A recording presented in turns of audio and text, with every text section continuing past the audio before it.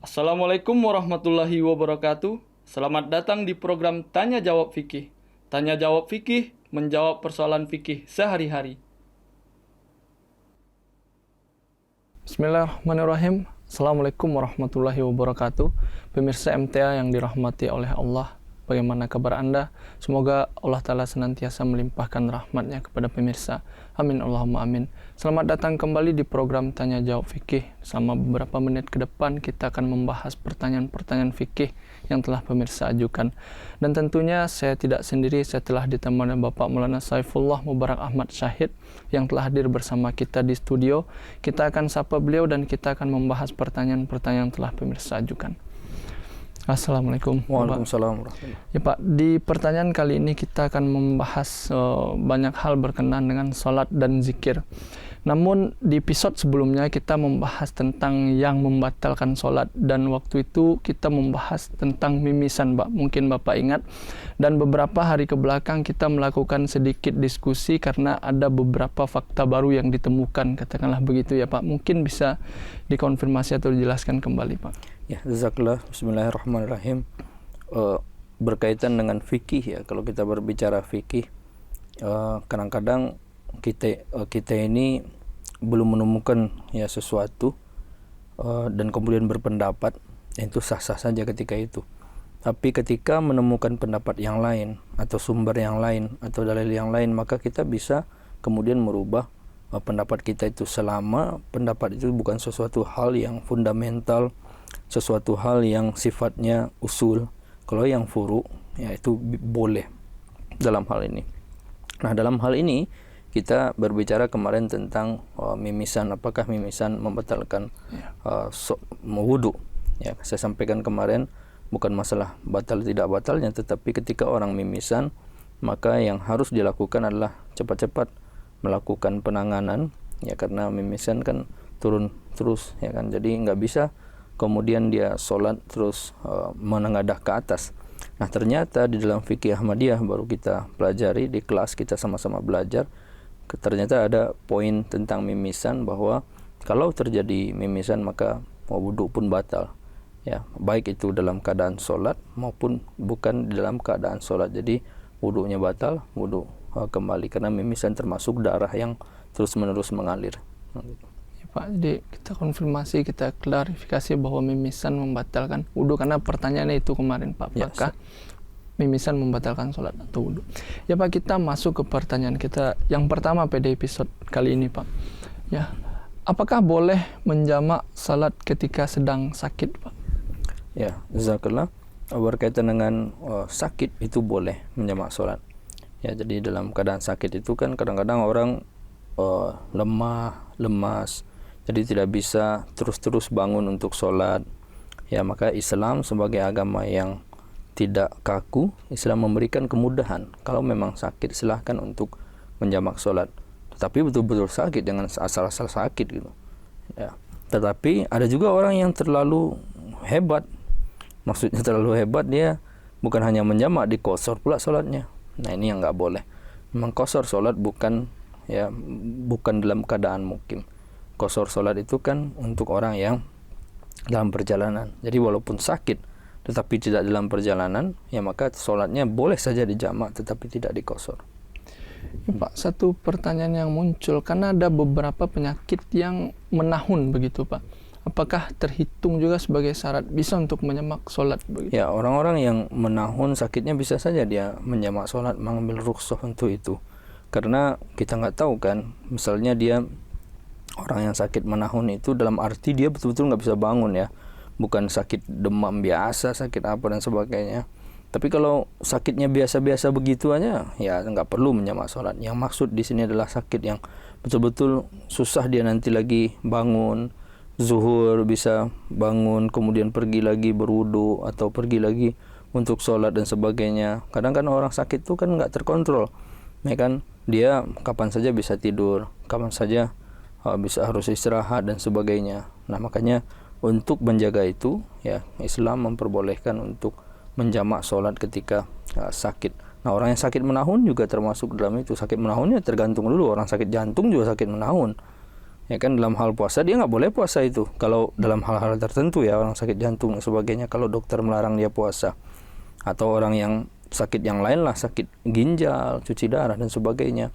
Orang sakit gula itu kan sakit menahun juga, tetapi tidak menghalangi dia untuk melakukan sholat 5 waktu pada waktunya.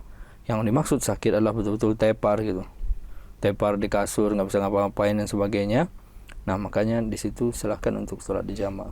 Jadi yang menjadi standar di sini nampaknya lah apakah dia mampu, kemampuan dia untuk melaksanakan sholat. Artinya kalau seandainya tidak mampu atau tidak berdaya, maka ya silahkan bisa mengambil rukhsah. Bisa mengambil rukhsah untuk menjamak. Jangan terlalu mudah juga, kemudian hanya sakit-sakit sedikit jamak sholat, sakit-sakit sedikit jamak sholat. Ya, orang sakit menahun tadi itu ya hitungannya dia, kalau begitu dia setiap sepanjang hari dia jamak sholatnya kalau begitu, ya kan? Nggak seperti itu juga. Iya, Pak.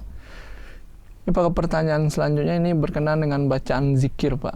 Adakah bacaan zikir setelah sholat sunnah seperti sholat sunnah duha atau sholat sunnah lainnya, Pak? Ya, untuk masalah zikir, Allah Subhanahu wa taala berfirman, "Ala bizikrillahi tatmainnul qulub." Bahwa ketahuilah berzikir kepada Allah Taala itu akan menenteramkan hati. Jadi itu intinya pertama, bahwa zikir itu gunanya untuk menenteramkan hati. Kenapa menenteramkan hati? Karena kita mengingat Sang Khalik, mengingat Allah Subhanahu wa taala. Kalau kita lihat poin-poin di dalam zikir itu kan yang biasa kita baca, subhanallah, kita mengucapkan maha suci Allah, dan dengan demikian kita secara tidak langsung mengakui dosa-dosa kita. Ya, alhamdulillah, segala puji bagi Allah, dengan mengatakan bahwa segala puji bagi Allah, apa yang kita lakukan, segala sesuatu apa yang kita lakukan itu semua bermuara kepada Allah Taala. Kebaikan apapun ya yang kita lakukan, kemudian apapun jasa yang kita lakukan ya, nah itu semua bermuara kepada Allah Taala, karena Allah Taala yang menciptakan kita, Allah Taala yang memberikan kekuatan untuk melakukan kebaikan-kebaikan itu. Nah, dengan demikian kalau kita mengucapkan alhamdulillah, maka kita akan menyadari bahwa kita aja nggak ada apa-apanya, hilang rasa sombongnya, hilang rasa angkuh di depan Allah Subhanahu wa taala. Kemudian Allahu Akbar. Ya, kita setelah itu kita mengucapkan Allah Maha Besar, saya ini mah hamba yang tidak ada artinya. Nah, dengan demikian kalau setiap hamba mengucapkan 3 zikir itu saja yang disunahkan seperti itu, maka dia akan tenang, tentram hatinya. Dan kita ketahui zikir bukan hanya itu saja. Ya, Masya Allah, Astagfirullah dan sebagainya juga zikir, Bismillah juga zikir. Tetapi ini kalau dipertanyakan berkaitan dengan sholat, nah 3 zikir ini yang disunnahkan dalam oleh Rasulullah SAW dibaca setelah sholat, dan sholatnya adalah sholat fardu. Jadi yang disunnahkan itu untuk sholat fardu membaca 33 subhanallah, 33 alhamdulillah, dan 34 Allahu Akbar. Nah, ini zikir yang disunnahkan untuk sholat fardu. Sementara untuk sholat sunat atau sholat nafar tidak ada diperintahkan atau tidak ada sunnahnya seperti itu. Namun seperti yang saya sampaikan tadi, karena zikir ini ala bizikrillah tatmainnul qulub, bahwa zikir ini untuk menenteramkan hati, maka bukan hanya setelah sholat, kapanpun kita harus juga mengucapkan zikir, harus mengingat Allah Subhanahu wa taala supaya kita ini enggak kosong. Itu enggak kosong dari mengingat Allah Subhanahu wa taala, tidak kosong dari introspeksi diri tadi itu, tidak kosong dari bersyukur kepada Allah Ta'ala, dan tidak kosong dari mengagungkan Allah Ta'ala. Jadi kapanpun silahkan untuk berzikir. Tapi kalau ditanya sunnahnya, ya sunnahnya adalah untuk sholat 5 waktu yang berjemaah. Iya, Pak, jadi boleh melakukan zikir, tapi tadi sunnahnya itu yang benar ditekankan itu setelah sholat wajib fardu. Ya, Pak, kita ke pertanyaan selanjutnya, Pak, dan ini masih tentang jamak tadi, Pak. Mungkin ada kaitannya dari sebagian tempat jika ada pengajian atau tarbiyat antara maghrib sampai ba'da isya, maka begitu masuk isya pengajian dihentikan sejenak untuk mengumandangkan azan. Kemudian pengajian dilanjutkan sampai selesai, barulah salat isya dilaksanakan. Apakah ini dibenarkan, Pak?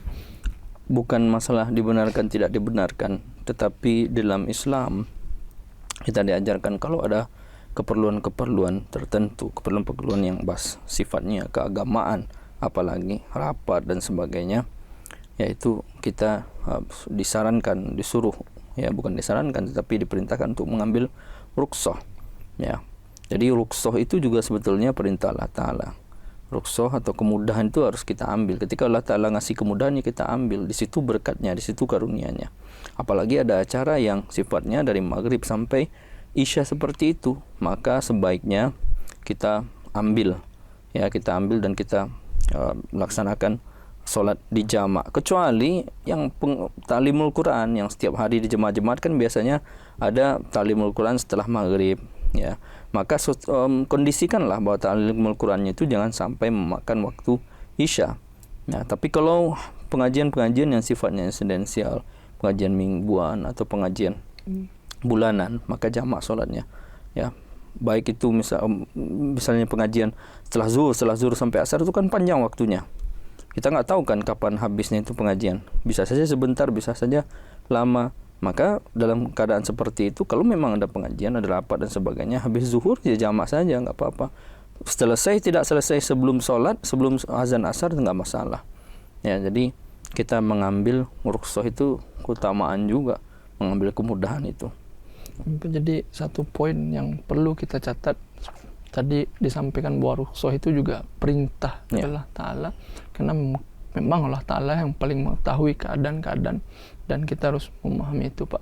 Tapi kalau seandainya bisa demikian, misalnya di suatu cabang sudah terbiasa melakukan bahwa mereka untuk pengajian gabungan atau pengajian bulanan melakukan itu, boleh tidak masalah, atau yang karena pertanyaannya itu begitu, Pak? Ya, jangan dilakukan seperti itu, karena dimanapun jemaat berada, kita ini satu. Ya, saya di Kadian, dimanapun ya. Ketika di Rabuah juga, kita kan ada kelas-kelas ketika pergi ke Rabuah itu. Ya, jadi di sana pun kita selalu sholat di jamak.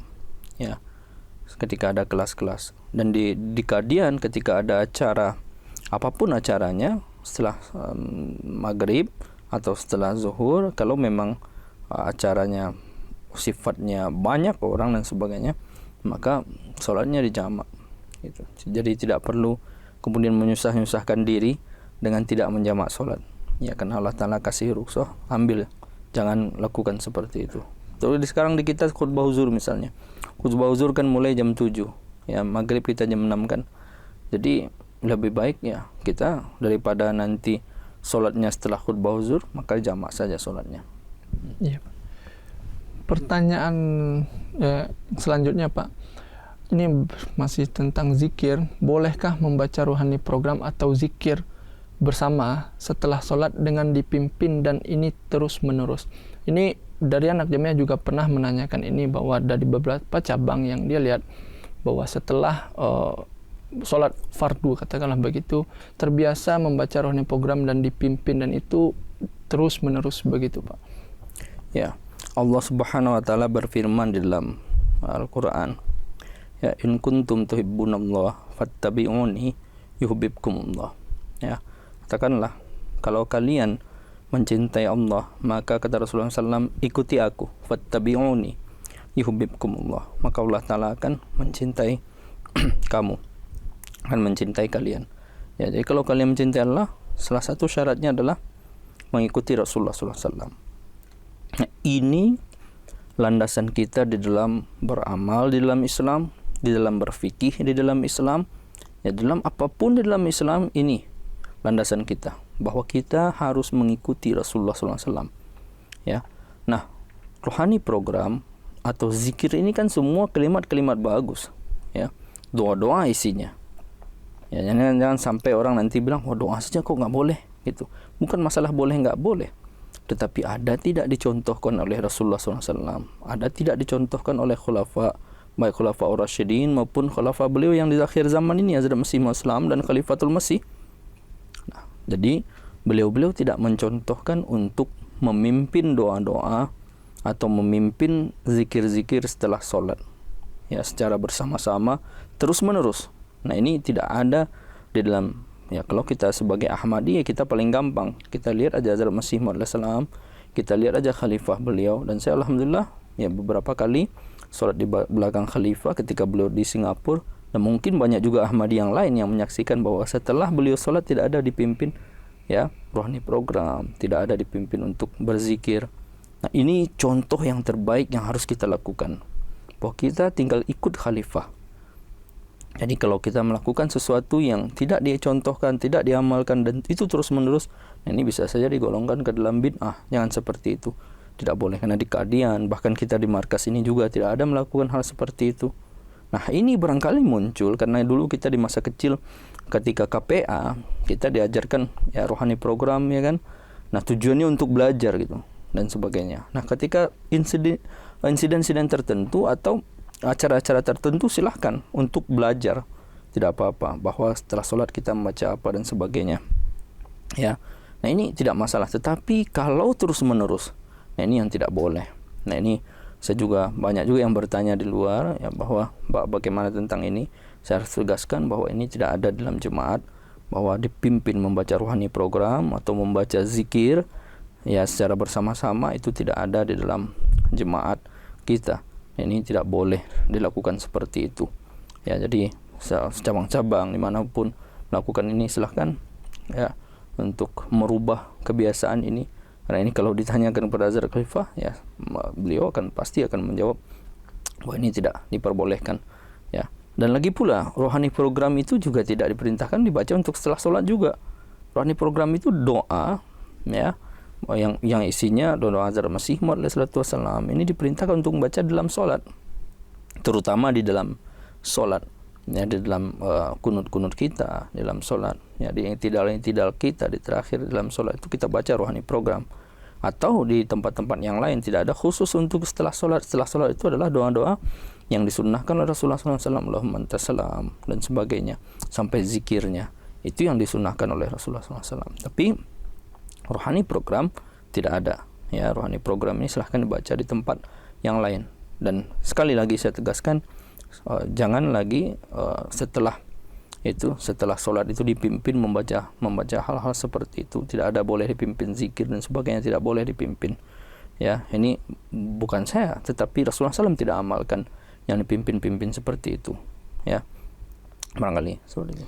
Ya Pak, luar biasa penjelasannya Pak. Semoga ini bisa diambil kesimpulannya di anggota-anggota di cabang kita dan diamalkan sebaik mungkin Pak. Ya, masalahnya kita ini dalam berislam itu jangan semau kita, ya, jangan semau kita, mentang-mentang ini bagus dan sebagainya, tetapi tidak diamalkan, tidak bisa. Terutama dalam hal-hal ibadah itu, ya, jangan menurut perkiraan kita, karena perintah Al-Quran apa? Ini unsur keitaatan lagi nih. Perintah Al-Quran itu tadi, qul in kuntum tuhibbunallah fattabi'uni yuhibbukumullah. Fattabi'uni ini harus kita pegang, bahwa kita harus mengikuti Rasulullah SAW. Jangan kita bikin-bikin sendiri. Iya Pak, jelas ya Pak, kita tidak melakukan dan jangan kita lakukan lagi. Ya Pak, ini adalah pertanyaan terakhir di episode kali ini Pak. Semoga ini bisa memberi manfaat pada kita semua dan pemirsa di rumah bisa mengamalkannya Pak. Jazakumullah.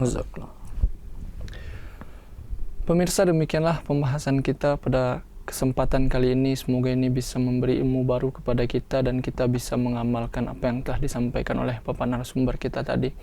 Dan pada pemirsa di rumah, jangan lupa untuk tetap saksikan program Tanya Jawab Fikih dan program-program MTA Indonesia lainnya. Dan jangan lupa pula untuk menyimak khutbah huzur Hazrat Khalifatul Masih Al-Khamis bin Asir Aziz hanya di MTA. Jika pemirsa memiliki pertanyaan, saran, komentar, ataupun masukan, kirimkan ke alamat email yang di bawah ini dengan subjek Tanya Jawab Fikih, ataupun kontak WA yang ada di bawah ini dengan hashtag Tanya Jawab Fikih. Saya Abdul Arif Hai bersama kerabat kru yang bertugas mohon pamit undur diri, dan sekali lagi saya ingatkan untuk tetap saksikan program Tanya Jawab Fikih. Tanya Jawab Fikih menjawab pertanyaan fikih sehari-hari. Assalamualaikum warahmatullahi wabarakatuh.